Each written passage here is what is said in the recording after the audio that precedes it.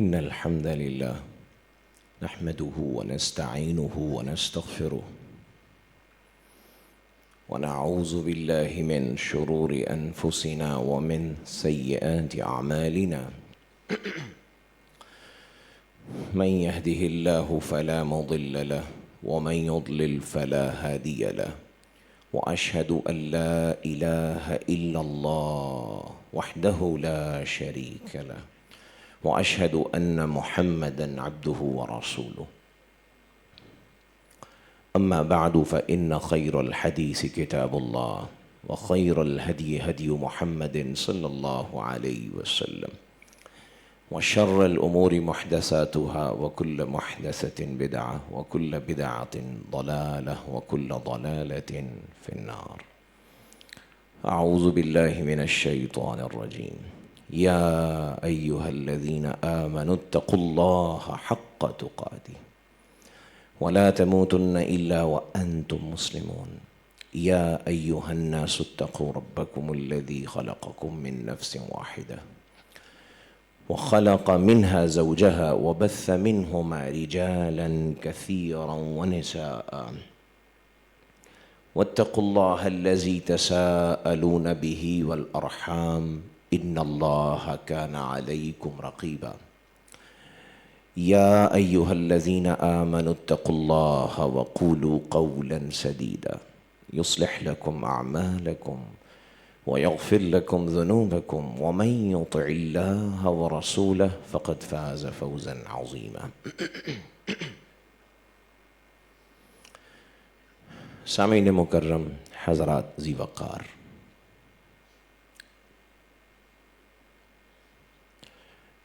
جمعہ کی اس عظیم الشان عبادت میں خطبہ اس لیے اہم ہے کہ یہ اللہ کی بندگی کا ایک خوبصورت اظہار ہے، اور اس کا مقصود یہ ہے کہ اس میں جو باتیں کی جائیں ان کو اپنے قلب میں جگہ دی جائے، تاکہ ہم سب کا تعلق اللہ کے ساتھ قائم ہو سکے اور ہم سچائی کے راستے پر گامزن ہو سکیں، اور ہم سب کی جو خوبصورت منزل ہے آخرت والی وہ بہترین ہو جائے۔ آج ہم نے ایک بہت ہی بنیادی مسئلے کو سمجھنا ہے قرآن مجید کی کچھ آیات کی روشنی میں، اور وہ مسئلہ ہے رزق کی تقسیم کا مسئلہ۔ بہت سے دوست یہ سوال کرتے رہتے ہیں، اور رزق انسان کا بنیادی مسئلہ ہے۔ آپ اس کو رزق کہیں، آپ اس کو مال کہیں، آپ اس کو دولت کہیں، یہ نئے لبرل ڈیموکریٹک معاشروں کے اندر اس کو سرمایہ کہیں، جو کہ مال اور دولت کی زیادہ بھیانک صورت ہے۔ کچھ بھی کہیں، یہ مسئلہ اہم ہے، اس کو ہمیں اللہ کے دین سے پوری طرح سمجھنا چاہیے۔ یہ بات تو قرآن مجید میں اللہ تبارک و تعالیٰ نے بہت وضاحت سے بیان کر دی ہے، اور بار بار بیان کر دی ہے، اور مختلف پیرایوں میں بیان کر دی ہے کہ رزق کی تقسیم میں، رزق کے حصول میں انسان اور انسان کی کوششوں اور کاوشوں کا معمولی سا دخل بھی نہیں ہے۔ اس پر کسی کو کوئی غلط فہمی نہیں رہنی چاہیے، بالکل صاف دو ٹوک بیان ہے اللہ کا اور اس کے پیغمبر کا۔ رزق کی یہ صرف ایسا نہیں ہے کہ یہ بیان ایک رومانوی، معاذ اللہ ایک رومانوی بیان ہے۔ رومانوی بیان وہ ہوتا ہے جو بظاہر بہت فیسینیٹنگ ہوتا ہے، خوبصورت ہوتا ہے، بہت اچھا لگ رہا ہوتا ہے، یا آپ یہ بیان دینے والے سے اپنا ایک قلبی رشتہ رکھتے ہیں، اس لیے حقیقت کو پرے رکھ کے آپ اس کی بات پر سر دھن دیتے ہیں اور ایک دفعہ اس کو بظاہر قبول کر لیتے ہیں۔ ایسی بات نہیں ہے۔ اسی لیے امام ابن تیمیہ رحمہ اللہ، ایک علمی سی بات ہے ویسے درمیان میں ذرا، وہ کہتے ہیں کہ قرآن مجید کے جو بیانات ہیں اس میں مجاز کہیں نہیں ہے، ہر بیان اپنی حقیقت پہ کھڑا ہوا ہے.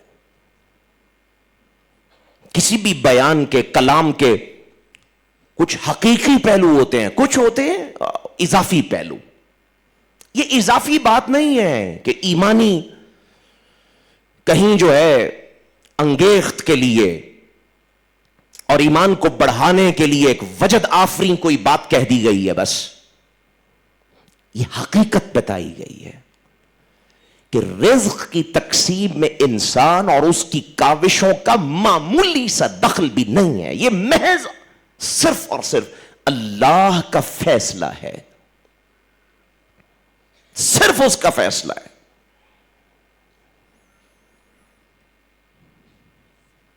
اب سوال یہ پیدا ہوتا ہے، اگر فیصلہ اس کا ہے، جس سوال سے لوگ ڈی ٹریک ہوتے ہیں، جس سوال سے انحراف آتا ہے، جس سوال کو صحیح طرح کتاب و سنت سے، علماء سے، سلف صالحین سے نہ سمجھنے کی وجہ سے ہم اس پہلے مقدمے میں بس ایک وجدی اور روحانی اور ایک ایمانی سی کیفیت میں تو رہتے ہیں، لیکن حقیقت میں ہم کچھ اور سمجھ رہے ہوتے ہیں. حقیقت میں سمجھ رہے ہیں محنت کریں گے پیسہ آئے گا، نہیں کریں گے نہیں آئے گا. کوشش کریں گے رزق ملے گا، نہیں کریں گے نہیں ملے گا. یہ ہم کیوں کہہ رہے ہوتے ہیں؟ اصل میں ہمارے اندر کچھ سوالات اٹھے ہوتے ہیں، سوالوں کا جواب تو ہمارے پاس ہوتا نہیں، چونکہ کتاب و سنت کو سیکھنے اور سکھانے کا چلن تو تقریباً 300 سال ہوئے بالکل ختم ہو چکا عوام کی سطح پر. جب سے انگریز یہاں آیا اس نے ہمیں یہ سکھایا، سیکھنا اور سکھانا کچھ اور ہوتا ہے. یہ کام صرف چند لوگوں کا ہے، بس وہ ان کو کرنے دو، تمہارا یہ مسئلہ نہیں ہے. حالانکہ یہ بہت واضح مسئلہ ہے. سوال کیا ہے؟ یہ اگر رزق کی تقسیم میں انسان اور اس کی کوششوں کا کوئی دخل نہیں ہے تو پھر انسان کوشش کیوں کرے؟ انبیاء نے کوشش کیوں کی رزق کے لیے؟ اللہ والوں نے کوششیں کیوں کی؟ اور سلف صالحین نے کوشش کیوں کی؟ تجارت کیوں کی؟ مزدوری کیوں کی؟ محنت کیوں کی؟ سوال پیدا ہوتا ہے نا. اس سوال کا جواب تفصیل سے دیتے ہیں اللہ تبارک و تعالی اور ہمارے آقا مولا جناب محمد کریم صلی اللہ علیہ وسلم. اور ذرا عقل اور شعور اور فہم ہو تو اس سوال کا جواب تو دنیا کی ہر تہذیب میں دیا گیا ہے اور کفار اور مشرکین نے بھی دیا ہے. ہم یہاں اس دنیا میں آئے امتحان کے لیے، یہ جائے قرار نہیں ہے، یہ دارالامتحان ہے. ہم ایک راستے میں، ہم ایک سفر میں، ہم منزل پہ نہیں پہنچے ہوئے. اب ذرا تصور کیجئے اور ذرا تھوڑا اپنے اگر قلب کو اس طرف لگائیں گے تو بات سمجھ میں آئے گی. یہ امتحان ہوگا کس بنیاد پہ؟ جانوروں کا امتحان کیوں نہیں ہو رہا ہے؟ پرندوں کا امتحان کیوں نہیں ہو رہا ہے؟ پانیوں میں پڑی ہوئی آبی مخلوقات کا امتحان کیوں نہیں ہو رہا ہے؟ اور ہمارا امتحان کیوں ہو رہا ہے؟ اس لیے کہ ہمیں کچھ کوششوں پہ لگایا گیا ہے. یہ جو انبیاء کوشش کرتے رہے، سلف صالحین کرتے رہے، اس لیے کوشش کرتے رہے کہ جناب کوشش کے بغیر اگر آپ کو ہاتھ پہ ہاتھ دھرے بیٹھے ہوئے، جیسا کہ اصل میں حقیقت یہی ہے کہ اللہ ہی تقسیم کرتے ہیں، تو اگر آپ کو رزق ایسے ہی ملے اور آپ کے لیے کوشش کا دروازہ بند کر دیا جائے اور کہا جائے کہ نہیں بس آپ نے کوشش نہیں کرنی ہے اور آپ نے صرف نماز پڑھ لینی ہے، روزہ رکھ لینا ہے، چند عبادات آپ کو بتا دی گئیں، نتیجہ کیا نکلے گا؟ امتحان جو ہمارا ہو رہا ہے 80% امتحان کلوز ہو جائے گا، ختم ہو جائے گا. امتحان ختم ہو جائے گا. حلال و حرام کا امتحان کیسے ہوگا؟ سوال یہ ہے. میں اور آپ تجارت نہیں کریں گے تو حلال و حرام کا امتحان کیسے ہوگا؟ مال کی تقسیم کے سلسلے میں اور آپ اگر کوشش نہیں کر رہے ہوں گے اور ہمارے لیے کوشش کرنے کو لازم نہیں رکھا گیا ہوگا، یہ کیسے پتا چلے گا کون شخص ہے وہ حلال ذریعے سے کما رہا ہے، کون شخص ہے جو حرام ذریعے سے کما رہا ہے؟ یہ صرف ایک نہیں ہے، ایک امتحان نہیں ہے جو اس مسئلے سے جوڑا ہوا ہے. ویسے انسان کے کل مسئلے آج تک انسانی عقل نے جو معلوم کیے ہیں وہ 3 ہیں کل مسئلے. ویسے یہ ہو سکتا ہے اللہ کی جو حکمت بالغہ ہے وہ ہماری عقل میں ہم عقل کا دائرہ کھینچ کے اس کو محدود نہیں کر سکتے، لیکن آج تک انسانوں نے عقلی طور پہ جو سوچا ہے، انسان کے 3 مسئلے ہیں، ان 3 مسئلوں میں تو امتحان پکا ہوتا ہے۔ ایک مسئلہ کیا؟ بھوک، اس نے بھوک مٹانی ہے، اس کا اخلاقی، روحانی، ایمانی، سماجی امتحان بھوک کی وجہ سے ہو رہا ہوتا ہے۔ اگر بھوک کا فیکٹر ختم کر دے، یہ سارے امتحان ختم ہو جائیں گے۔ اور انہوں نے کہا جی دوسرا مسئلہ کیا ہے؟ انسان کی جنسی خواہشات، سماجی، اخلاقی، ایمانی، روحانی، حلال و حرام کے امتحانات کا ایک بہت بڑا باب اس بات سے تعلق رکھتا ہے کہ انسان جنسی خواہشات میں پڑتا ہے۔ اگر نہ پڑتا ہو، یہ اس کا مسئلہ ہی نہ رہے، یہ سارا امتحان تو ختم ہو جائے گا۔ تیسرا مسئلہ انسان کا کیا ہے؟ اقتدار، شہرت، قوت۔ یہ چاہتا ہے، وہ قوت چاہتا ہے، غلبہ چاہتا ہے، تسلط چاہتا ہے۔ تو اس جہت سے بھی اس کے اخلاقی، سماجی، ایمانی، روحانی امتحانات کھڑے کر دیے گئے ہیں۔ اس لیے یہ بالکل بے وقوفوں والی بات ہے اگر کوئی شخص یہ سمجھے گا پھر ہم کوشش کیوں کر رہے؟ کوشش اس لیے نہیں کر رہے یہ کوشش کی بنیاد پہ تقسیم ہوگی، نہیں، کوشش اس لیے کر رہے ہیں کہ اللہ تمہیں 6 جہتوں سے جو ہمیں سمجھ میں آ رہی ہیں اور جو ہمیں نہیں آ رہی وہ ہزاروں ہوں گی، ان جہتوں سے اللہ تمہارا جائزہ لے رہے ہیں، امتحان لے رہے ہیں، اعمال نامہ لکھا جا رہا ہے، تمہیں بھگتنا ہے۔ اگر مال رزق کو حاصل کرنے کے لیے اسباب نہ ہو، سود کون لیتا ہے کون نہیں لیتا، یہ امتحان کیسے ہوگا؟ بھائی مجھے تو پتا ہے میرا حصہ میرے پاس آ رہا ہے، آسمان سے آئے گا، جیسے من اور سلوہ اترتا رہا۔ کم و بیش نصف صدی موسیٰ علیہ السلام کی قوم پہ من اور سلوہ آتا رہا، ظاہر ہے ان کا یہ امتحان کا چیپٹر بند تھا۔ مجھے پتا ہے من آ جائے گا، مجھے پتا ہے سلوہ آ جائے گا اور وافر آئے گا، جس کو جو چاہیے وہ اس میں سے لے لے۔ امتحان کہے گا سود کیوں لوں گا میں؟ اور کوئی سود لینے کا، سود دینے کا یہ خونخوار نظام کیوں کھڑا کرے گا؟ میں جھوٹ بول کے سودا کیوں بیچوں گا؟ تو جھوٹ بول کے کون سودا بیچتا ہے؟ سچائی سے کون عیب کون چھپاتا ہے سودا بیچتے ہوئے؟ کون ہے جو وصیتوں کو بدل کے یتیموں کا مال اینٹھ جاتا ہے؟ کون ہے جو گروی کے نام پر اللہ کے حرام کیے ہوئے مال کھاتا ہے؟ یہ بہت تفصیلات ہیں نا، حلال اور حرام کی ساری تفصیل اس کے اوپر ہے کہ آپ کوشش کریں گے، یہاں سے آپ کا چیپٹر امتحان کا کھلے گا، اللہ دیکھیں گے اس کوشش میں کون ٹھیک جگہ کھڑا ہے، کون حرام کی جگہ پہ کھڑا ہوا ہے۔ لیکن نتیجے میں جو حاصل ہونا ہے وہ اللہ نے دینا ہے، وہ طے شدہ ہے۔ اور صرف یہ حلال حرام کا نہیں ہے، میں نے کہا اخلاقی طور پہ کتنے رشتے اور ناطے ہیں جو اس کسب کی وجہ سے امتحان میں ڈالے جاتے ہیں۔ لوگ مال کمانے کے لیے اپنی اولاد کے حقوق پامال کرتے ہیں، کرتے ہیں نہیں کرتے؟ آپ کو اللہ نے ایک بندہ ہونے کی حیثیت سے جب اولاد دے دی ہے تو آپ کی محض آپ کی ذمہ داری ہے کہ آپ نے اپنی اولاد کو اللہ کا بندہ بنانا ہے۔ ہم یہ سنتے ہیں قبر میں کسی اور کا سوال نہیں ہوگا، صرف اتنی بات نہیں ہے، قبر میں سوال ہوگا، مجھ سے میرا سوال بھی ہوگا اور میرے خاندان کا سوال بھی ہوگا۔ کوئی شخص یہ کہتا ہے خاندان کا سوال نہیں ہوگا، یہ جھوٹ بولتا ہے۔ اللہ کے رسول صلی اللہ علیہ وسلم نے اس کو مختلف زاویوں سے بیان کیا۔ تو یہ امتحان جس کو ہم کہنے آپ کے معاشرتی امتحان ہے، یہ کیسے کھڑا ہوگا کہ اس نے مال کی کوششوں میں کتنے حقوق پامال کیے، اولاد کے کتنے حقوق پامال کیے، والدین کے کتنے حقوق پامال کیے۔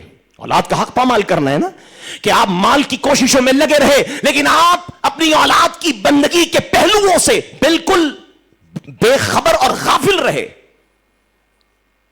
والدین کا حق پامال کیا آپ نے، مال کے لیے آپ نے ان کی خدمتوں کو چھوڑا۔ اور کتنے رشتے آپ نے غلط رشتے تھے جو مال کے لیے بنائے، حالانکہ اللہ کہتے ہیں الحب فی اللہ والبغض فی اللہ، تمہارے رشتوں کی بنیاد تو اللہ کے ذریعے سے ہونی چاہیے تھی، لیکن ہمارے مال کے کسب کی وجہ سے یہ کتنا بڑا امتحان ہوتا ہے کہ ہم رشتے بناتے ہیں، بسا اوقات دوستیاں، تعلقات جن میں اللہ تبارک اسمہ و تعالیٰ کہیں پر بھی نہیں ہوتے اور اس کا پیغمبر کہیں پر بھی نہیں ہوتا. وہ رشتے خالص مادی رشتے ہوتے ہیں. یہ امتحان ہو رہا ہے نا. تو میں زیادہ اس کی تفصیل میں نہیں جاتا کیونکہ اصل تو اگلی بات کرنی ہے. تو یہ سمجھانا مقصود ہے کہ یہ جو اتنا بڑا امتحان ہے, یہ امتحان ممکن ہی نہیں ہے. انتہائی بے وقوفوں والی بات ہے یہ کہنا کہ جی وہ جی پھر کوشش کیوں رکھی گئی ہے, اور کوشش اس لیے پھر رکھی گئی ہے. جواب بھی خود ہی دیتے ہیں, کوشش اس لیے رکھی ہے نا کہ ہمارے کوشش کے حساب سے ہی ملے گا ہمیں. نہیں. اب سورہ اسراء کھول لیجئے, آیت نمبر 22, 23, 24, 25, 26, یہ سارا, بلکہ تھوڑا پیچھے سے آیات کو شروع کیجئے اور پڑھتے جائیں. من کان یرید العاجلۃ عجلنا له فیہا ما نشاء لمن نرید. اللہ فرماتے ہیں جو عاجلہ چاہتا ہے, ابھی میں اس پہ آتا ہوں عاجلہ کیا ہے. جو عاجلہ چاہتا ہے, عجلنا لہ فیہا ما نشاء, ہم جتنا چاہتے ہیں اس کو دیتے ہیں. لمن نرید, جس کے لیے چاہتے ہیں اس کو دیتے ہیں. کوشش تو سارے کر رہے ہیں. اب آپ غور کر لیجئے نا, آپ اس کا جائز ڈیٹا کلیکشن کر لیں. آج تو سائنٹیفک میتھڈ آ گیا چیزوں کو معلوم کرنے. ڈیٹا کلیکشن کریں آپ. برابر کی کوشش کرنے والے مختلف نتائج پہ پہنچتے ہیں, اور برابر چھوڑیے ایک زیادہ کوشش کرتا ہے, نتیجے میں اس کو تھوڑا حاصل ہوتا ہے. ایک شخص اس کی نسبت کم کوشش کرتا ہے, اس کو زیادہ حاصل ہوتا ہے. جس کو آج مل رہا ہے اس کو کل نہیں مل رہا تھا, اور جس کو کل مل رہا تھا اس کو آج نہیں مل رہا ہے. جس کو آج مل گیا ہے کل اس کے پاس نہیں رہ گیا ہے, اور جو آج محروم ہے کل اس کے پاس آ گیا ہے. یہ ہے عجلنا لہ فیہا ما نشاء لمن نرید, جتنا ہم چاہتے ہیں اور جس کے لیے کس کو دینا ہے, کب دینا ہے, کتنا دینا ہے, دے کر واپس لے لینا ہے, دے کر کتنے بڑے امتحان میں ڈالنا ہے, یہ سارا فیصلہ اللہ تبارک اسمہ و تعالی کا فیصلہ ہے. اب آج جو مسئلہ ہم نے خاص سمجھنا ہے, ذرا بہت اہم ہے یہ بات. یہ تو اللہ کی تقسیم چل رہی ہے. یہ جو تقسیم ہو رہی ہے دنیا میں دو قسم کے لوگوں کے لیے ہو رہی ہے. قرآن نے اس کو ایسے بیان کیا, ہم بھی اس کو ایسے ہی سمجھیں گے, کیونکہ موٹی موٹی تقسیم تو یہی ہے نا. ایک اللہ کا باغی ہے, ایک اللہ کا بندہ ہے. ایک اللہ کا باغی ہے, ایک اللہ کا بندہ ہے. اب جو اللہ کا باغی ہے اس کی پھر آگے آپ کو پتہ ہے کہ قسمیں بہت ساری ہیں. زندیق ہے, کافر ہے, مشرک ہے, اسلام کا دشمن ہے, مسلمان ہو گیا, نام کا مسلمان ہے, باقی منافق ہی ہے. نہیں, منافق نہیں ہے, مسلمان ہے, ظواہر پہ عمل کرتا ہے, نماز روزہ اچھا کر لیتا ہے, حج وغیرہ بھی کر لیا, عمرہ شمرہ بھی کر لیا, لیکن ابھی دین اس کا قلبی مسئلہ نہیں ہے, اس کے دل کی امنگوں اور چاہتوں کے ساتھ دین جڑا ہوا نہیں ہے, تو مسلمان کی سطح پہ آہستہ آہستہ دین اس کا قلبی مسئلہ بن گیا. اب یہ مومن بھی ہو گیا, تو ہم ان کی چیزوں کی بات نہیں کر رہے, موٹی موٹی تقسیم کرتے. ایک شخص وہ ہے اللہ کا بندہ ہے, ایک شخص وہ ہے جو اللہ کا باغی ہے. اللہ تقسیم تو اللہ کر رہے ہیں. مسئلہ یہاں پر یہ ہے کہ جو اللہ کا باغی ہے وہ بھی اور جو اللہ کا بندہ ہے وہ بھی, ان کو جو مال, جتنا مال یہاں مل رہا ہے یہ آخرت کی کھیتی ہے, آخرت کی سیونگز ہیں, آخرت کا مال ہے جو یہاں مل رہا ہے. اس عقیدے کو ہو سکتا ہے آپ میں سے بہت سے لوگوں کے لیے یہ بات نہیں ہو, لیکن اللہ کی کتاب میں یہ بات نہیں ہے, اور رسول اللہ کی سنت میں یہ بات نہیں ہے. جس آدمی کو یہاں مل رہا ہے وہ دنیا کا نہیں ہے, وہ آخرت کا ہے. آپ جو یہاں کنزیوم کر رہے ہیں, کھانا کھا رہے ہیں, کپڑے پہن رہے ہیں, سفر کر رہے ہیں, جمع کر رہے ہیں, ضائع کر رہے ہیں, صحیح جگہ خرچ, بری جگہ خرچ, یہ سارے کا سارا آخرت کا مال ہے جس کو آپ صرف کر رہے ہیں. فرق کتنا ہے؟ جو اللہ کا باغی ہوتا ہے اللہ آخرت کا سارا مال اس کو دنیا میں دے دیتے ہیں, اور اس کے لیے کچھ آخرت میں باقی نہیں چھوڑتے ہیں. تو جب اللہ کے پاس پہنچتا ہے خالی ہاتھ جاتا ہے, وہاں اس کے لیے کچھ نہیں ہوتا. پھر اللہ اس کو کیا کہتے ہیں, دوسری جگہ فرمایا اذهبتم طیباتکم فی حیاتکم الدنیا واستمتعتم بها اليوم تجزون عذاب الہون. آج رسوائی کے عذاب کے سوا تیرے لیے کچھ نہیں ہے. جتنے مزے کرنے تھے, جو کچھ تجھے ملنا تھا, وہ آخرت میں تو دنیا میں کنزیوم کر دیا, سارا دنیا میں ہی صرف کر دیا. اب یہاں کچھ نہیں ہے تیرے لیے. دوسری طرف جو اللہ کا بندہ ہے, یہ تو اللہ کے باغی کا قصہ, سارے کا سارا اس کو یہی مل جاتا ہے. جو اللہ کا بندہ ہے, اب اس کی دو پوزیشنز ہیں. ایک وہ ہے جس کو اللہ دیتے ہی تھوڑا ہے, تقسیم تو وہ کر رہے ہیں نا, تو تھوڑا ہی کر دی, اتنا ہی کر دیا, کفاف, بس کفافن, پورا پورا ہے, بچو ہوئی, کھا لیا, پہن لیا, اور بسیدہ کیا اور ختم کیا, اور آیا اور صدقہ کیا. یہ شخص وہ ہے جس کو اللہ نے, اس پہ اللہ نے رحمت کر دی ہے, اس پہ اللہ نے رحمت کر دی, اس کو زحمت سے بچا لیا ہے.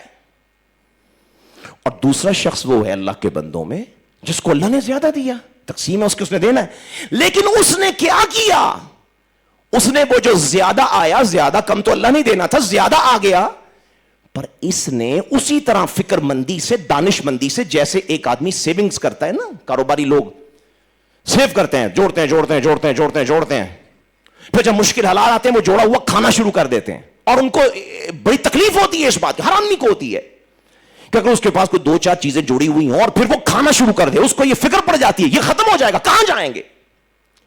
بالکل ایسے ہی آخرت میں آپ کا جڑا ہوا آپ کھاتے ہیں یہاں پہ. اچھا, جس کو زیادہ مل جاتا ہے اللہ کے بندوں میں, وہ کیا کرتا ہے, ضرورت کا استعمال کرتا ہے, باقی سارا وہیں اسی ڈبے میں جو آخرت کا ڈبہ ہے اسی جگہ پہ پھر سیونگز کرتا چلا جاتا ہے. اپنے پاس نہیں رکھتا, اس کو لوٹا دیتا ہے آخرت میں, نہیں رکھتا اس کو لوٹا دیتا ہے آخرت میں, اس کو واپس لوٹا دیتا ہے آخرت میں. جناب رسالت مآب صلی اللہ علیہ وسلم, میرے اور آپ کے آقا مولا کی زندگی میں آپ کو یہ دونوں جھلکیں نظر آئیں گی. کیوں دونوں آئیں گی؟ کیونکہ حضور تو اللہ کے بندوں میں سے ان دونوں طرح کے بندوں کے لیے نمونہ ہے. کبھی آپ صلی اللہ علیہ وسلم جو ہیں ان کے پاس کچھ نہیں ہے, کچھ بھی نہیں ہے, اور ویسے خواہش آپ نے یہی رکھی کچھ نہ ہی ہو, اس لیے کہ یہ بڑی مشکل بات ہے کہ آپ مجھے زیادہ سارا دے دیں اور میں اپنی ضرورت کا صرف خرچ کروں, باقی سارے کا سارا محفوظ رکھوں. انسان بڑا کمزور ہے, وہ اپنی خواہشات کی غلامی میں آ جاتا ہے, وہ پھر عیاشی پہ اتر آتا ہے, وہ زیادہ پڑے ہوئے زیادہ میسر آنے والے مال کو اپنی تعیشات کے لیے استعمال کرتا ہے. یہ اس کی کمزوری ہے.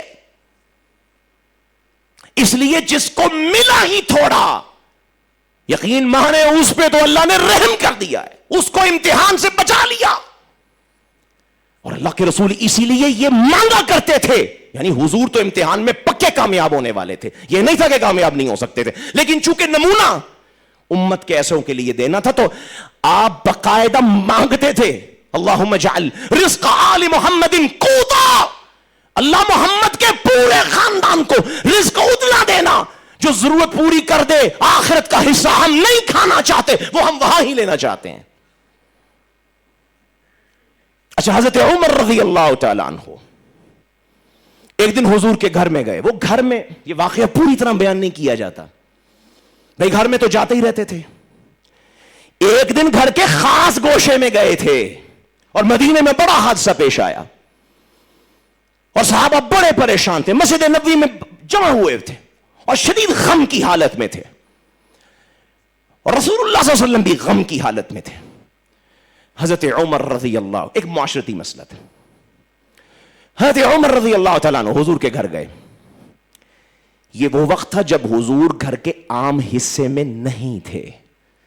عرب کے ہاں گھر ایسے بنائے جاؤ, اور حضور کا گھر بھی ایسے تھا کہ ایک, جیسے ہمارے ہاں پہلے ہوتا تھا, اب تو نہیں ہے, لیکن ایک جو چھت ہے تھوڑی ڈاؤن کر کے اوپر قدرے اوپر ایک سٹور بنایا جاتا تھا. یوں ایک عرب جو ہے تھوڑا سا نیچی چھت کے ساتھ ایک پھر خانہ بنا کے سٹور بناتے تھے, اس کو مشروبہ کہتے تھے. اور یہ بیسیکلی ہوتا تھا غذائی سٹور, غذائی کھانا پینا, ساری سیونگز ویونگز جو ہیں آپ کی وہ وہاں پہ ہوتی تھی. کرنسی وغیرہ تو نہیں, بارٹر سسٹم, وہ سارا اجناس کا لین دین, تو اجناس آپ نے اپنی وہاں سیو کر کے رکھی ہوتی تھی.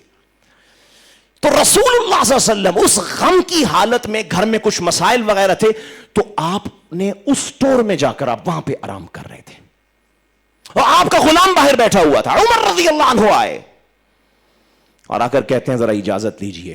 حضور سے پوچھا, خیر جب اجازت ملی, آپ یہ وہ جگہ ہے, عام طور پہ گھروں میں یہ پرائیویٹ جگہ جیسے ہوتی ہے, تو یہاں مہمان وغیرہ یا ملنے کے لیے آنے والے اس پرائیویٹ جگہ پہ نہیں جاتے, ایکسیس نہیں ہوتی, لوگوں کو نہیں پتا ہوتا تھا. عمر رضی اللہ عنہ بھی پہلی مرتبہ حضور کے اس خاص جگہ پہ, گھر کے اس خاص جگہ پہ گئے تھے. سٹور میں, غذائی سٹور میں جانے کا اتفاق ہو, دیکھا کہ حضور زمین کے اوپر لیٹے ہوئے ہیں. اچھا, جو بات کرنی تھی وہ تو ہوئی, لیکن جب نظر پڑی اور دائیں بائیں دیکھا تو دیکھا سارا سٹور خالی پڑا ہوا. تصور نہیں تھا, کفار کی بات نہیں, مشرکین کی بات نہیں, میں عمر جیسے رضی اللہ عنہ کی بات کر رہا ہوں. بھائی تصور نہیں تھا گھر میں کوئی 2-4 بوریاں جو کی پڑی ہوں گی, 2-4 چاول کی پڑی. جب چلتا ہی معاملہ اجناس سے, سپر سٹورز نہیں ہوتے, کرنسی نہیں چلتی ہے, اور سرمایہ کو یوں یوٹیلائز نہیں کیا جاتا, تو اجناس ہوتی, تو 2-4 چیزیں کو مناسب پڑی ہوتی ہیں, کچھ کھانا پڑا ہوتا ہے, اجناس پڑی ہوتی ہیں. عمر کے گھر میں بھی ہوں گی رضی اللہ عنہ. نظر دوڑائی, ذرا دیکھا تو کہتے ہیں کہ اندازہ ہے میرا 2-2.25 کلو جو ہوں گے. اور آپ جانتے ہیں جو ہے جیسے ہمارے ہاں ہماری انڈیجنس پیداوار ہے گندم, عرب کی جو اصل پیداوار ہے وہ جو ہے. گندم باہر سے زیادہ امپورٹ کرتے تھے, یہاں یمن میں ہوتی تھی, یہاں الجزائر, تونس وغیرہ سے آتی تھی. تو وہ دیکھتے ہیں کہ 2-2.25 کلو جو پڑے ہیں, باقی نظر دوڑائی کچھ اور نظر آ جائے, نہیں, کھانے والی کوئی چیز اور نہیں ہے. ایک جانور کی کھال ہے جو دباغت کے بغیر ہی خشک کر کے وہاں سائڈ پہ لٹکی ہوئی تھی, جو ہے کسی چوپائے کی. تو عمر رضی اللہ تعالی عنہ جو ہیں اس موقع پہ انتہائی, ایک تو پہلے غمزدہ تھے, اب یہ حالت دیکھ کے تو بہہ پڑے اور آنکھوں سے آنسو جاری ہو, اور کہتے ہیں حضور آپ کے غلاموں میں سے اور آخرت کے طلبگاروں میں سے بھی کسی کا غذائی اسٹور ایسا نہیں ہے جو 2-4 چیزیں تو ہوتی ہیں نا 2-3 دن لگانے کے لیے. اللہ کے رسول صلی اللہ علیہ وسلم کیا فرماتے ہیں, یہاں پہ وہی بات کی ہے جو میں آپ کو مسئلہ سمجھا رہا ہوں. آپ نے فرمایا عمر ہم نے یہاں نہیں کھا لینا, ہم نے وہ سارا کچھ آخرت کے لیے رکھا ہوا ہے, آخرت کے لیے رکھا ہوا ہے. بالکل کلیئر تھے اللہ کے رسول صلی اللہ علیہ وسلم, اور آپ اس کو مانگا کرتے تھے. اور عبد الرحمن ابن عوف رضی اللہ عنہ کون سے صحابی ہیں, 10 مبشرہ میں سے, اور حضور نے دین کے سلسلے میں جس پہ اعتماد کیا, ابن عوف, اپنی زبان سے جس کے جنتی ہونے کی بشارتیں دی ابن عوف, اور اللہ نے مال بھی دیا تھا. مال میں نے یہ پہلے کیا, تقسیم اللہ کی سے ملتا ہے, زیادہ مل گیا کم مل گیا. یہاں بیچ میں ایک سوال اور کر دیتا ہوں. عثمان ابن عفان رضی اللہ عنہ کی مثالیں دنیا دیتی ہے, بہت مالدار تھے, بہت مالدار تھے. 2 سوال بہت اہم ہیں, کتنی کوششوں سے مالدار ہوئے, اور یہ مالداری کہاں گئی جب وہ دنیا سے رخصت ہوئے. کوشش سے مالدار نہیں ہوئے تھے, کوشش وہ بھی اتنی کرتے تھے جتنی ابو قتادہ کرتے تھے. ابو قتادہ بھی تاجر تھے, عثمان کی کوشش اس سے زیادہ نہیں تھی. صحابہ مال کے پیچھے دیوانے ہوتے ہی نہیں تھے, سوال ہی نہیں تھا. اب میں یہاں ایک اور حدیث بھی مجھے یاد آ رہی ہے, بات سے بات آ رہی ہے, چلے مکمل وہ بھی ہو جائے. یعنی اللہ کے رسول مال کے لیے کوششوں کو کتنا کنڈیم کرتے تھے, حوصلہ شکنی کرتے تھے, اور آپ اس سے اندازہ لگائیے. اس لیے کہ اللہ کے رسول کو پتا تھا تقسیم تو اللہ نے کرنی ہے. ہاں کوشش کرو لیکن پاگل پن کی ضرورت نہیں. تو صحابہ یہ نہیں کرتے تھے. ایک موقع پہ کیا ہوتا ہے, خیبر فتح ہوا, غزوہ خیبر ہوتا ہے, خیبر فتح ہوا, آپ جانتے ہیں اس میں غنیمت کا مال حاصل ہوا. اب صحابہ نے کہا کہ یہ اٹھا کے مال اپنے اپنے گھروں میں لے جانے سے بہتر ہے اس کو یہیں پہ بیچو, نفع کماؤ. جائز ہے, بالکل ٹھیک ہے, تجارت کی انہوں نے. تو ایک صحابی, آپ جانتے ہیں ایک صحابی جن کو ملا تھا مال غنیمت, اور انہوں نے بیچا خریدا, کھڑے کھڑے ایک ہی دن میں, اس منڈی میں, اس منڈی میں, اس منڈی میں, اس منڈی میں, بیچا خریدا, بیچا خریدا, بیچا خریدا. شام کو رسول اللہ صلی اللہ علیہ وسلم کے پاس آئے اور آ کے کہتے ہیں اللہ کے رسول آج میں نے جو مجھے غنیمت ملی تھی نا اس کے ذریعے سے اتنا نفع کمایا ہے کہ اس پوری وادی کے رہنے والوں نے کبھی اتنا نفع نہیں کمایا ہوگا. ذرا مجھے سوچ کے بتائیے کہ حضور کا جواب کیا ہوگا اس پر. حلال کمایا تھا, حلالا طیبا, حرام نہیں تھا. پہلا جواب تو حضور نے دیا ویحک ما ربحت. آپ نے کہا تو برباد ہو جائے, ویحک تیری بربادی ہو. یہ بد دعا نہیں ہوتی تھی حضور اور عرب کے ہاں, یہ کلام ہوتا تھا توجہ دلانے کے لیے, متنبہ کرنے کے لیے. آپ نے کہا کیا کما کے لے آئے ہو؟ اتنا بڑا دعویٰ اور پھر اتنا خوش ہونا. اہل ایمان اس پہ خوش نہیں ہوا کرتے. ایک طبی خوشی تو ٹھیک ہے, کوئی حرج نہیں ہے, طبی خوشی ہوتی ہے انسان کو. جب یہ پتا ہے, اب ذرا میں نے آپ کو کہا تھا دو کیٹیگریز ہیں. ایک وہ ہے جس کو دیا تھوڑا, یہ تو بچ گیا. جس کو زیادہ دیا وہ امتحان میں پھنس گیا. اللہ کے رسول یہ نوٹس رکھتے تھے کون شخص ہے جس کو زیادہ مل گیا, اب یہ آخرت میں لوٹانے والا ہے یا خود کھا پی جانے والا ہے. تو اس بات کو نوٹس رکھتے تھے.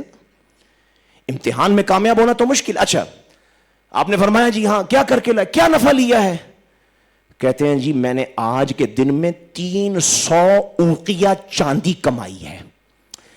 ایک اوقیہ 40 درہم کا ہوتا ہے, ایک درہم 3.25 گرام کا ہوتا ہے. ہمارے آج کل کے جو گرام ہے, اگر آپ اس کی کیلکولیشن نکالیں, 12,000 گرام ہمارے آج کل کی چاندی کی قیمتیں ہیں, یہ نفع بنتا ہے 80 لاکھ روپے. ہو سکتا ہے کسی کے لیے تھوڑا نفع ہو, کسی کے لیے زیادہ ہو. لاکھوں میں اور ہزاروں میں کمانے والے کے لیے ایک دن میں 80 لاکھ روپے کا نفع ہے. اللہ کے رسول کیا فرماتے ہیں؟ کہتے ہیں میں تجھے اس سے بہتر نفع نہ بتاؤں؟ مطلب تم بڑے ناز کرتے ہوئے اور بتاتے ہوئے آئے ہو کہ میں بہت نفع کما کے آیا ہوں. آپ نے فرمایا تو نے ایک دن میں یہ نفع جمع کیا ہے, میں تجھے وہ نفع بتاتا ہوں جو چند لمحوں میں اس سے زیادہ حاصل ہو جائے. اب صحابی تو تڑپ اٹھے, اللہ کے رسول وہ کیا ہے؟ آپ نے فرمایا رکعتین بعد الصلاۃ. کوئی بھی نماز پڑھتا ہے اس کے بعد جب تو 2 رکعتیں پڑھے, اس کا نفع تیرے 80 لاکھ کے نفع سے بڑا ہے. یعنی یہ تیرا سارے دن کی محنت 2 رکعتوں کی مار ہے. وہ کہے نا ہماری زبان میں, یہ تو 2 رکعتوں کی مار ہے بھائی. وہ 2 رکعتیں کتنی دیر میں پڑھی جاتی ہیں؟ 5 منٹ میں, 7 منٹ میں, 10 منٹ میں. آپ بہت اللہ کے ولی ہیں اور لمبے سجدے اور لمبے رکوع کرتے ہیں, 10 منٹ میں, 15 منٹ میں, 20 منٹ میں 2 رکعتیں پڑھتے ہیں. اللہ اکبر. تو میرے دوست اور عزیزو, عرض یہ کر رہا تھا, تو رسول اللہ صلی اللہ علیہ وسلم نے تو ہمیشہ یعنی اس پوزیشن کو مانگا, بھائی امتحان میں نہ ہی پڑھیں تو بہتر ہے. اچھا عبد الرحمن ابن عوف کا میں ذکر کر رہا تھا. تو ایک دن بات کے زمانوں میں, حضور کے زمانے کے بعد, ایک دن کے پاس افطاری لے کے آیا, خادم افطاری لے آیا ہوگا. تو آپ ذرا سوچئے کہ جو 10 مبشرہ صحابی ہیں, حضور کے پاس تربیت پانے والے ہیں, ان کی افطاری میں ظاہر ہے کہ افطار کے دستر پہ کوئی 50 چیزیں تو لگی ہوئی نہیں ہوں گی, بس 1-2 پھل آ گیا ہوگا, ذرا عمدہ چیز آ گئی ہوگی. سادہ چیز کی جگہ کوئی ذرا عمدہ اور اچھی چیز آ گئی ہوگی ایک آدھی. عبد الرحمن ابن عوف رضی اللہ تعالیٰ عنہ وہ چیز پکڑتے ہیں تو آنکھوں میں آنسو جاری ہو جاتے ہیں. خادم کہہ رہے ہیں جی کیا مسئلہ ہے, روزہ زیادہ لگ گیا ہے, کیوں رو رہے ہیں؟ اللہ اکبر. حضرت عبد الرحمن ابن عوف کہتے ہیں مجھے یاد آ رہے ہیں اپنے ساتھی حضرت مصعب بن عمیر رضی اللہ عنہ, حضور کے چچا سید الشہداء حمزہ رضی اللہ عنہ. یہ وہ لوگ ہیں جو اس پہلی پوزیشن پر تھے. ان کو دنیا میں غنیمتیں نہیں ملی, جہاد انہوں نے بھی کیا. ابن عوف کہتے ہیں جہاد ہم نے بھی کیا, مجاہد وہ بھی بنے, مجاہد ہم بھی بنے. فرق کیا ہے؟ ان کو غنیمت دنیا میں نہیں ملی, آخرت کا پورا اجر لے کے اللہ کی جنتوں میں پہنچ گئے. ہمیں یہاں غنیمتیں مل گئیں, آج ہم اس کا مزہ لے رہے ہیں, یہ اچھی افطاریاں کر رہے ہیں. خشینا ان تکون حسناتنا عجلت لنا, کہیں ایسا نہ ہو کہ اپنی آخرت کا رزق ہم یہاں پر ہی سارا کھا جائیں. اس پوزیشن کا نمونہ اللہ کے رسول کی دائمی زندگی ہے. لیکن دوسری پوزیشن بھی ہے. حضور کو مال بھی آیا ہے اس لیے کہ اللہ کے رسول کی زندگی میں تو دونوں رکھنا تھا نا. ہمارے ہاں بھی ویسے ایک آدمی میں دونوں چیزیں ہوتی رہتی ہیں, اپس ڈاؤنز ہوتے ہیں, کبھی آتا ہے کبھی محروم ہوتا ہے, اور بعض ان کے پاس آتا ہی ہے, بعض وہ محروم ہی ہے. دوسری پوزیشن کیا تھی؟ رسول اللہ صلی اللہ علیہ وسلم کے لیے اللہ نے زیادہ تقسیم کر دیا. حضور کو کبھی تھوڑا دیا, کبھی بالکل نہیں دیا, کبھی زیادہ دیا. اور میں نے کہا جو بالکل نہ دینے کی حالت تھی اس کو حضور پسند کرتے تھے, اس کو مانگا کرتے تھے. حضور کو کہا گیا آپ چاہیں تو آپ کو احد پہاڑ جتنا سونا دے دیں. میں آپ سے یہ سوال کرتا ہوں, کیا حضور کو ملنے والا سونے کا پہاڑ حلال کا تھا یا حرام کا؟ جی حلالا طیبا, سوال ہی پیدا نہیں ہوتا کہ اللہ کے رسول کے لیے کوئی شے حرام ہو. حلالا, اور مجھے آپ بتائیں کہ اللہ کے رسول نے وہ سونے کا پہاڑ لے کے عیاشی کرنی تھی؟ سوال ہی پیدا نہیں ہوتا. لیکن آپ صلی اللہ علیہ وسلم نے اس امتحان میں جانا پسند نہیں کیا. آپ نے کہا نہیں اللہ, میں اس دنیا میں نہیں, میں وہاں جا کر تجھ سے لوں گا جو لینا ہے, وہاں جا کر لوں گا. اس لیے کہ یاد رکھیے جو آپ یہاں پہ کنزیوم, میں انگریزی کا لفظ اس لیے بول رہا ہوں بار بار کیونکہ ہمارے یہاں مال اور سرمایہ میں یہ لفظ بڑا چلتا ہے اور سمجھ جلدی آتا ہے. کنزیوم کرنا, مال کو صرف کرنا, خرچ کرنا. جو یہاں خرچ کر رہے ہو آخرت کا کر رہے ہو. آپ کتاب الجہاد کھولیے محدثین کے, مجاہد واپس آتے تھے, اللہ کے رسول غنیمتیں بانٹتے تھے. آپ کہتے تھے جو واپس آیا ہے جہاد سے. میں اور آپ تو ہر وقت جہاد سے واپس نہیں آ رہے, ہم تو جہاد کر ہی نہیں رہے. انفیکٹ ہم تو جہاد کر ہی نہیں رہے, ہم تو صرف کماتے ہیں نا. وہ جہاد کے لیے گئے تھے, جان قربان کرنے گئے تھے, پر شہادت نہیں ملی, سلامت واپس آئے, غنیمت حاصل ہوئی. اللہ کے رسول کیا کہتے تھے؟ مجاہدوں, غنیمت لینے والوں, جس کو جو شہید ہو گیا اس کا پورا اجر آخرت میں موجود ہے. جس نے یہاں جائز ہے, حلال ہے, دیتے تھے, بانٹتے تھے. پھر بھی کہا جس نے یہاں غنیمت لے لی اس نے جہاد کے 3 میں سے 2 حصے یہیں کھا لیے, 1 بچا ہے, حالانکہ یہ حلال ہے. مسئلہ حلال اور حرام کا مسلمان کے لیے اتنا بڑا نہیں ہوتا. وہ مسلمان ہی کیا جو ابھی حرام میں پھنسا ہو. مسلمان کے لیے مسئلہ یہ ہے کہ اس نے آخرت میں سے کتنا کھانا ہے اور کتنا آخرت میں باقی چھوڑنا ہے. حضور کے گھر میں بکری موجود ہے اور آپ گھر آتے ہیں, سیدہ سے پوچھتے ہیں کیا گھر میں کھانے کے لیے؟ کہا جی ساری بکری دے دی ہے, 1 دستی جو ہے شولڈر بکری کا وہ باقی بچا ہے. فرمایا نہیں, جو دے دیا ہے وہ باقی ہے, یہ جو کھائیں گے یہ تو ضائع ہو کے خرچ ہو کے ختم ہو جائے گا. دوسرا نمونہ بھی موجود ہے. جب زیادہ دیا اللہ نے, حضور نے اپنی ضرورت پوری کر کے پاس نہیں رکھا, اور زیادہ بہت ہی ملا ہے. اس کسی غلط فہمی میں نہیں رہنا چاہیے. اللہ کے رسول کو جب زیادہ دیا اس کی بھی حد ہی کر دی ہے, لیکن حضور نے بھی یہ نمونہ دکھانے میں حد کر دی کہ اگر اس پوزیشن پر ہو کہ تقسیم میں تم نے محنت کی, تمہیں زیادہ مل گیا, تو مال زیادہ ملنا مسئلہ نہیں ہے. تھوڑا ملنا خیر ہے, رحمت ہے, آپ امتحان سے بچ گئے. زیادہ ملنے میں یہ تھوڑی سی نیگیٹو پوزیشن ضرور ہے کہ آپ امتحان میں پھنس گئے, لیکن زیادہ ملنا مسئلہ نہیں. آپ چاہیں گے بھی تو اللہ نے تو دے دینا ہے, تقسیم اس کی ہے, وہ دے دے گا آپ کو. مسئلہ یہاں سے آئے گا, جو زیادہ ملا ہے اس کو آپ نے یہاں پر اپنے اوپر خرچ کتنا کیا ہے اور آخرت کی طرف لوٹایا کتنا ہے. یعنی دوبارہ سیونگز کے ڈبے میں ڈال کے اس کو محفوظ کیا یا یہاں خرچ کر کے اس کو ختم کر دیا, ضائع کر دیا. حضور کو اتنا ملا ہے جہاد کی برکت سے, اللہ اکبر.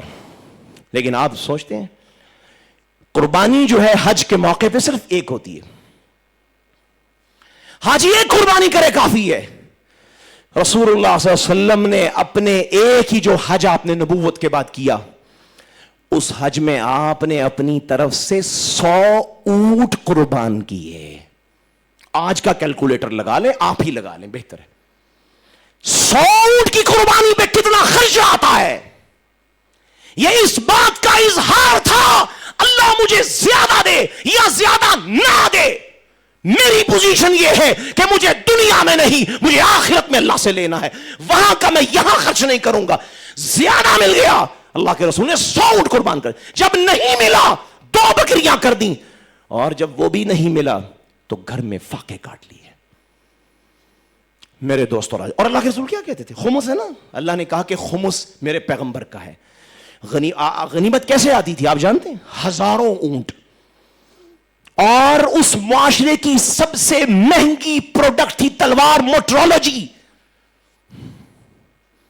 اب یہ ایک لمبی بات ہے سمجھانے کے لیے کہ معاشروں میں چیزوں کی قیمتیں کس بنیاد پر بڑھتی ہیں. معاشرہ جس چیز کو ویلیو کرتا ہے وہ چیز زیادہ بڑھ جاتی ہے. ہاں یہ موبائل ہے, ذرا ماشاءاللہ اکثر آپ میں تاجر ہیں, موبائل کو توڑیں اور مجھے بتائیں اس میں لگے ہوئے میٹیریل کی کاسٹ کیا ہے. 5 روپے, 10 روپے, 100 روپے, 200 روپے. بکتا کتنے کا ہے؟ 6 لاکھ روپے. پلاسٹک اور لوہے کا مجموعہ, پلاسٹک اور لوہے کا مجموعہ, یہ وہ سلیکون جو صحراؤں کی ریت میں پڑا ہوا ہے اس کا مجموعہ. کوئی ریت بھی بیچتا ہے اتنی مہنگی, کوئی پلاسٹک بیچتا ہے اتنا مہنگا. چیزوں کی قیمتیں اس کے اندر موجود جو میٹیریل ہے اس کی بنیاد پہ نہیں ہوتی. حضور کے زمانے میں مہنگی اشیاء ہوتی تھی, تلواریں, نیزے, زرہیں. کیوں؟ یہ قومیں ڈرامائی قومیں نہیں تھیں, تصویر سازی کے ہنر میں پھنسی ہوئی, جن کے لیے کیمروں کی قیمتیں ہوتی ہیں, کھلونوں کی قیمتیں ہوتی ہیں, اور گیمز کی قیمتیں ہوتی ہیں. کھیلوں میں مست قومیں نہیں تھیں. یہ اپنے مقاصد کے لیے لڑنے والے مارشل قومیں, جو قومیں یہ ہوتی ہیں. صحابی کیا کہتے ہیں؟ کہتے ہیں مجھے غنیمت میں 1 زرہ ملی, 1 زرہ بیچ کے پورا کھجوروں کا باغ خرید لیا. حضرت کوئی مجھے کیلکولیشن تو کر کے سمجھا دیں ذرا کیسے ہوتا ہے یہ. اس لیے کہ آپ کے ہاں زرہ بے قیمت ہے, وہاں زمینوں کی قیمت کم تھی, جنگی آلات کی قیمت زیادہ ہوتی تھی.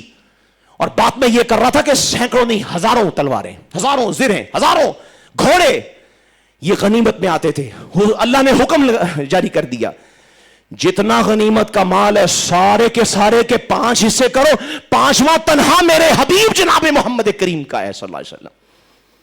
لیکن حضور کا یہ اصول دیکھیے کیا ہے. حضور صحابہ کو کہتے ہیں اور سنو, میرے رب نے 5واں مجھے دیا ہے, اور میں کیا کہہ رہا ہوں, والخمس مردود علیکم, یہ 5واں بھی محمد کا نہیں ہے, یہ تمہارے اوپر ہی لوٹا دے گا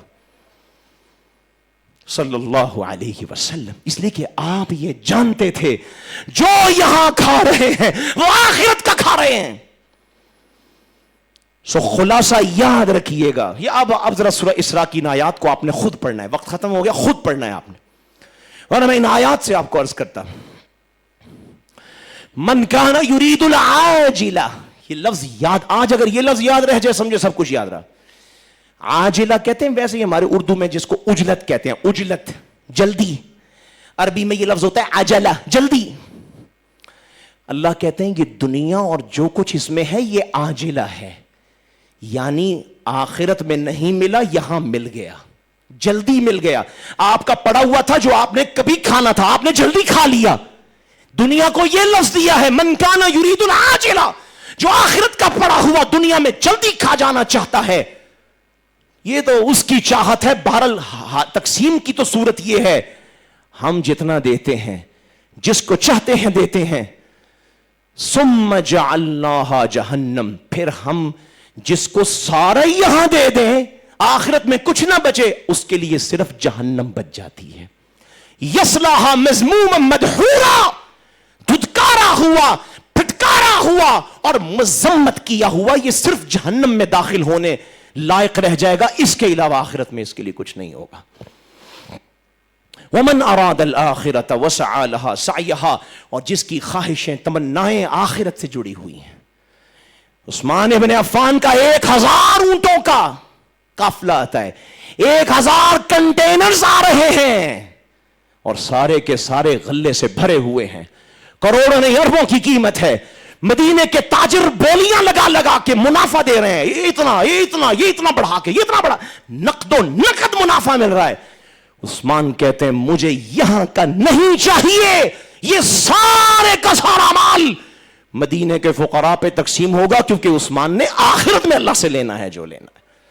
میرے دوستوں اور عزیزوں، اس تقسیم کو سمجھیے اللہ کی اور آخرت کے متلاشی بن جائیے۔ اپنی خواہشوں، اپنے ارادوں، اپنی امنگوں کا ہدف اور مقصود آخرت کو بنا لیجیے۔ جس کا یہ بن جائے اس کے لیے اللہ کے پاس رحمتیں ہیں، اور جو اس سے محروم ہو گیا وہ بڑے اور کڑے اور مشکل امتحان میں پڑ گیا۔ اللہ ہمیں دنیا کے بجائے آخرت کا طالب بنائے اور دنیا کی محبتوں کو ہمارے سینے سے نکالے۔ وآخر دعوانا الحمدللہ رب العالمین۔